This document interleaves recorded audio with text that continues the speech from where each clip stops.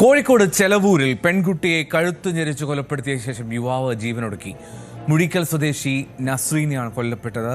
16 വയസ്സായിരുന്നു. ബന്ധുവായിട്ടുള്ള അദ്നാൻ എന്ന യുവാവാണ് ഈ പെൺകുട്ടിയെ കൊലപ്പെടുത്തിയത്. കുട്ടിയുടെ വീട്ടിൽ താമസിച്ചിരുന്ന അദ്നാനെ സ്വഭാവദൂഷ്യം കാരണം 4 മാസം മുമ്പ് ആ വീട്ടിൽ നിന്ന് മാറ്റുകയായിരുന്നു.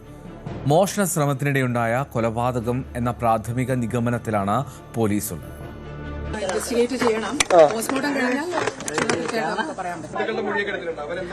പ്രോസസ്സ് സ്റ്റാർട്ട് ചെയ്തിട്ടുണ്ട്, ഇൻവെസ്റ്റിഗേഷൻ സ്റ്റാർട്ട് ചെയ്തിട്ടുണ്ട്. ഇപ്പോഴൊന്നും പറയാറായിട്ടില്ല. അതെ, ഇപ്പം പ്രിലിമിനറി ആയിട്ട് അതാണ് ഞങ്ങളുടെ ഫൈൻഡ് ചെയ്യുക. ഇനി ബാക്കി പോസ്റ്റ്മോർട്ടം കഴിഞ്ഞിട്ട് അല്ല, അതിപ്പോഴേ പറയാറായിട്ടില്ല. അത് പോസ്റ്റ്മോർട്ടം കഴിഞ്ഞാലും പറയാൻ പറ്റില്ല. അപ്പൊ അത് പോസിബിൾ സൂയിസൈഡ് ആണ്. പക്ഷെ നമുക്ക് കൺഫേംഡ് ആയിട്ട് പോസ്റ്റ്മോർട്ടം കഴിഞ്ഞിട്ടേ പറയാൻ പറ്റത്തുള്ളൂ. MS അനീഷ് കുമാർ കൂടുതൽ വിവരം നൽകും. അനീഷ്, അതായത് സഹോദരിയെയാണ് അവൻ കഴുത്തു ഞെരിച്ചു കൊന്നത്. അപ്പോൾ അതിനുശേഷം ജീവനൊടുക്കി എന്നാണോ കരുതേണ്ടത്? എന്താണ് സംഭവം? പോലീസ് എന്താണ് ഈ ആദ്യ നിഗമനമായി പറയുന്നത്?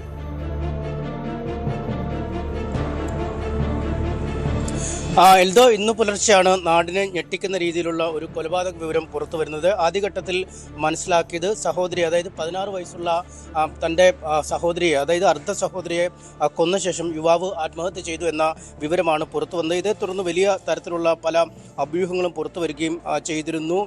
മുഴിക്കൽ സ്വദേശിനിയായ നസ്രീൻ എന്ന 16 വയസ്സുള്ള പെൺകുട്ടിയാണ് കൊലപാതകത്തിൽ കൊല്ലപ്പെട്ടത്. ബന്ധുവായ അദ്നാൻ എന്ന യുവാവ് അവൻ്റെ മൃതദേഹം ഇതുമായി ബന്ധപ്പെട്ട് വീട്ടിനുള്ളിൽ തന്നെ മറ്റൊരു മുറിയിൽ നിന്നും ലഭിക്കുകയും ചെയ്തു. ഇരുവരും അടുത്ത ബന്ധുക്കളാണ്, അതായത് സഹോദരിമാരുടെ മക്കളാണ് ഇരുവരും. അദ്നാൻ ഒരുപാട് നാളുകളായി താമസിച്ച് വന്നിരുന്നത് ഈ വീട്ടിൽ തന്നെയായിരുന്നു. അതിനുശേഷം കഴിഞ്ഞ ഒരു 3-4 മാസം മുമ്പ് അദ്നാനെ ഈ വീട്ടിൽ നിന്നും പുറത്താക്കുകയായിരുന്നു, അല്ലെങ്കിൽ ഇവിടേക്ക് വരരുതെന്ന് പറഞ്ഞ് വീട്ടിൽ നിന്നും മാറ്റുകയായിരുന്നു എന്നാണ് നമുക്ക് അയൽവാസികളിൽ നിന്നും ബന്ധുക്കളിൽ നിന്നുമൊക്കെ മനസ്സിലാക്കാൻ കഴിഞ്ഞത്. എന്താണ് ഈ കൊലപാതകത്തിന് പിന്നിലെ പ്രേരണ എന്നതിനെക്കുറിച്ചും സ്വയം ജീവനെടുക്കാൻ ഈ അദ്നാനെ പ്രേരിപ്പിച്ചത് എന്താണ് എന്നതിനെക്കുറിച്ചും ആണ് ഒരു ആശയക്കുഴപ്പമുണ്ടായത്. എന്നാൽ പോലീസ് ഇപ്പോൾ പ്രാഥമികമായി അവർക്ക് ലഭിച്ച വിവരങ്ങൾ പുറത്ത് നൽകിക്കൊണ്ടിരിക്കുന്നു. ഇത് മോഷണ ശ്രമത്തിനിടെ ഉണ്ടായ ഒരു കൊലപാതകം എന്ന നിഗമനത്തിലാണ് പോലീസ് എത്തിയിരിക്കുന്നത്.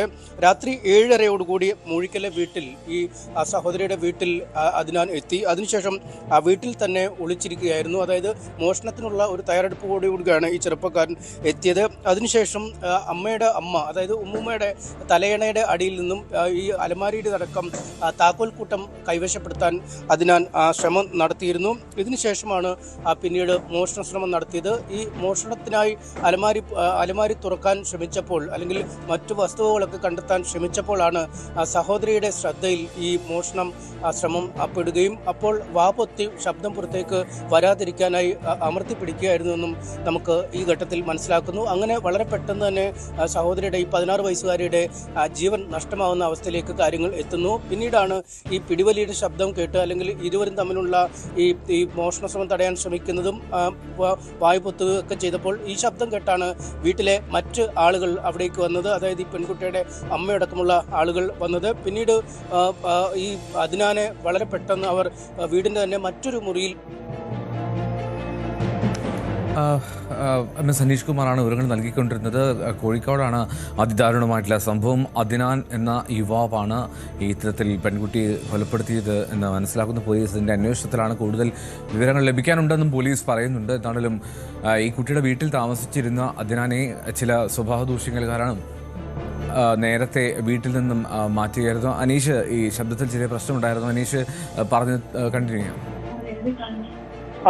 എൽദോ, അത്തരത്തിൽ ഈ മോഷണ ശ്രമം തടഞ്ഞതോടുകൂടി തന്നെ കുടുംബം ഈ പെൺകുട്ടിയുമായി ആശുപത്രിയിലേക്ക് പോവുകയും അദ്നാനെ വീട്ടിനുള്ളിലേക്ക്, അതായത് വീട്ടിനുള്ളിലെ മറ്റൊരു മുറിയിലേക്ക് ഇട്ട് പൂട്ടുകയുമായിരുന്നു. പിന്നീട് ഈ പൂട്ടിയ ശേഷം ഈ കുടുംബം ഈ പെൺകുട്ടിയുമായി ആശുപത്രിയിലേക്ക് വളരെ പെട്ടെന്ന് തന്നെ പോവുകയും ചെയ്തു. ഈ മുറിയിൽ ഉള്ളപ്പോഴാവാം ഒരുപക്ഷെ സ്വയം ഈ അദ്നാൻ ജീവനൊടുക്കിയതെന്നാണ് പോലീസ് പറയുന്നത്. 2 കാര്യങ്ങളാണ്. ഒന്ന്, ഈ മോഷണ ശ്രമം വീട്ടുകാർ അറിഞ്ഞു എന്നതും, മറ്റൊന്ന് ഈ കുട്ടിക്ക് എന്തെങ്കിലും ആപത്ത് വന്നു എന്ന കാര്യത്തെക്കുറിച്ച് ഇയാൾക്ക് നല്ല ബോധ്യമുണ്ടായിരുന്നു. അതായത് ഈ നസ്രീനയ്ക്ക് ജീവൻ നഷ്ടമായി എന്ന് തന്നെ ഈ അദ്നാൻ മനസ്സിലാക്കുന്ന സാഹചര്യം. അങ്ങനെ തന്റെ സഹോദരിയുടെ മരണത്തിന് കാരണക്കാരനായി എന്ന ഒരു കുറ്റബോധം കൊണ്ടാവാം ഈ കുടുംബം തിരിച്ചു വന്നപ്പോഴേക്കും മരിച്ച നിലയിലാണ് അതിനാനെ കണ്ടെത്തിയത്. ഇയാൾ സ്വയം ജീവൻ ഒടുക്കുകയായിരുന്നു എന്നാണ് പോലീസ് പറയുന്നത്. പക്ഷേ ഇയാളുടെ മൃതദേഹത്തിൽ ഈ മുഖത്ത് ടേപ്പ് ഒക്കെ ഒട്ടിച്ച രീതിയിലാണ് കാണപ്പെട്ടിരിക്കുന്നത്. അതുകൊണ്ട് സ്വയം മരിക്കും മുമ്പ് മുഖത്ത് സ്വന്തമായ രീതിയിൽ ടേപ്പ് ഒട്ടിക്കുകയും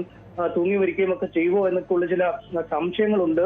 എന്തായാലും ആ മുറിയിൽ തന്നെ മൃതദേഹം കടന്നിരുന്നു. ഇതുമായി ബന്ധപ്പെട്ടൊക്കെ പോലീസ് ഇപ്പോൾ സമഗ്രമായ ഒരു അന്വേഷണം നടത്തി വരുന്നു എന്നാണ് നമുക്ക് അറിയാൻ കഴിയുന്നത്. മൃതദേഹം ഇപ്പോൾ കോഴിക്കോട് മെഡിക്കൽ കോളേജ് ആശുപത്രിയിൽ പോസ്റ്റ്മോർട്ടം നടപടികൾ പൂർത്തിയായിക്കൊണ്ടിരിക്കുകയാണ്. ഏതാണ്ട് കുറച്ച് വർഷങ്ങളായി തന്നെ അതിനാൽ ഈ സഹോദരി, അതായത് അമ്മയുടെ സഹോദരിയുടെ വീട്ടിൽ നിന്നാണ് പഠിക്കുകയും മറ്റുമൊക്കെ ചെയ്തത്. ഇയാളുടെ വീട് ഇവിടെ നിന്നും 15 കിലോമീറ്റർ അപ്പുറത്തുള്ള മറ്റൊരു സ്ഥലത്താണ് താനും. പക്ഷേ ഏതാനും മാസങ്ങൾക്ക് മുമ്പ് ഇതുപോലെ സമാനമായ രീതിയിലുള്ള ഒരു മോഷണ ശ്രമം ഈ കുടുംബത്തിന്റെ ശ്രദ്ധയിൽപ്പെടുകയും അന്ന് അക്കാരണത്താലാണ് അതിനെ ആ വീട്ടിൽ നിന്നും പുറത്താക്കുകയും അവിടേക്ക് വരരുതെന്ന് പറയുകയും ചെയ്തിരുന്നത്. ഒരുപക്ഷെ അതിൽ മൂലമുള്ള ഒരു പകയാവാം പിന്നീടും ഈ കുടുംബത്തിൽ കയറി ഒരു മോഷണം നടത്തണമെന്ന രീതിയിലേക്ക് അതിനൊരു പ്രേരണ നൽകിയെന്നാണ് നമുക്ക് അറിയാൻ കഴിയുന്നത്. എന്തായാലും ആ മോഷണ ശ്രമം ഒരു വലിയ ദുരന്തത്തിൽ കലാശിരിക്കുന്നു. ഒന്ന്, ഈ 16 വയസ്സുള്ള പെൺകുട്ടി യാദൃശ്യമായി സംഭവിച്ചിരിക്കാം എന്നാണ് പോലീസ് പറയുന്നത്. കാരണം കരുതിക്കുട്ടി ആസൂത്രിതമായി ഈ കുട്ടിയെ അപായപ്പെടുത്താനൊന്നും വന്നതായിരിക്കില്ല എന്ന് പറയുന്നു. ഈ മോഷണ ശ്രമം